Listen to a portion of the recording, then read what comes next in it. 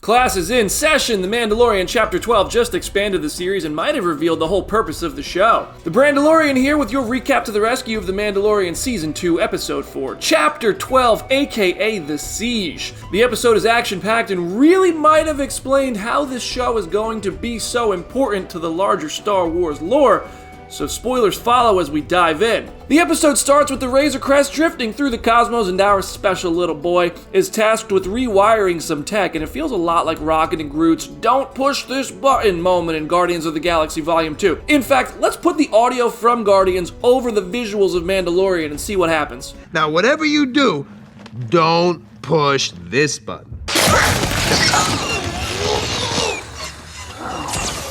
Meanwhile, the Armorer's lair on Navarro has had the Mythosaur crest removed from above its entry. The Armorer isn't here, so maybe she took it with her? Either way, some Aqualish aliens are trying to raid the place until Cara Dune shows up for the first time in Season 2. She's a marshal on Navarro now, which is the same role Cobb Vanth is playing for Mos Pelgo. Honestly, I have no idea how he's doing without that Boba Fett armor. And where is Boba Fett after that cliffhanger 3 weeks ago? Anyway, we're talking about Chapter 12. Baby Yoda goes to school and his teacher is a droid from the same line as C-3PO, and when his absolute jerk of a classmate won't share some macaroons, the child is like, yo, I'll just use the Force and swipe the whole pack.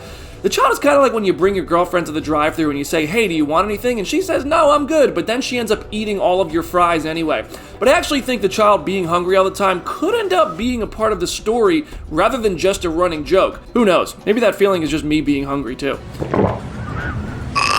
Mando does walk past a tribute to IG-11 in massive statue form, who you might remember as the droid voiced by Taika Waititi that saved everyone back in the Season 1 finale. Then Mando is reunited with his Mythrol buddy, who he froze in carbonite in the first episode of the show, and he's still having a bit of trouble getting his vision back, which is a reference to when Han Solo was released from his carbonite entrapment and couldn't see anything. It's all connected. Greef Karga reveals this week's mission, a siege to take down an Imperial base that is still functioning despite the Empire falling. The squad rolls out, they infiltrate the base, lots of stormtroopers die, and our Mythrol friend drains the coolant from the base so it's overrun with liquid hot magma. All the best Star Wars fights happen in lava.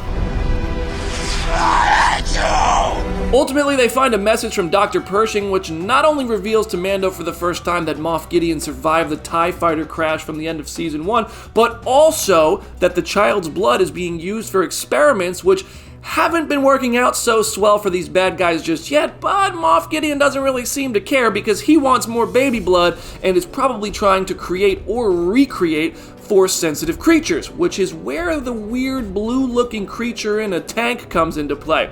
Could Moff Gideon and these leftover Empire jerks be on their way to creating Snoke, or even bringing Palpatine back to life, explaining how those characters came to be in the Star Wars sequel trilogy? Oh, superhero landing, and the one stormtrooper with decent aim ends up taking a blaster and falling into a lava pit. That sort of thing could get a man fired.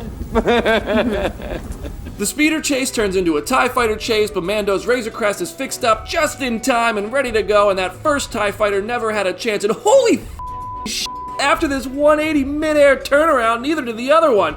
Mando is like the space version of Dominic Toretto, and Baby Yoda loves it, riding it like he's on a roller coaster, hands up, until he spits up on himself. How long you think until Disney drops the child covered in vomit merch? Would you buy it? Yeah, you would, don't lie. Just like that, Mando is back on his journey to get the child to the Jedi, and we are one episode closer to seeing Ahsoka in live action. You didn't think they were just gonna bring her in one episode after Bo-Katan said she was coming, did you?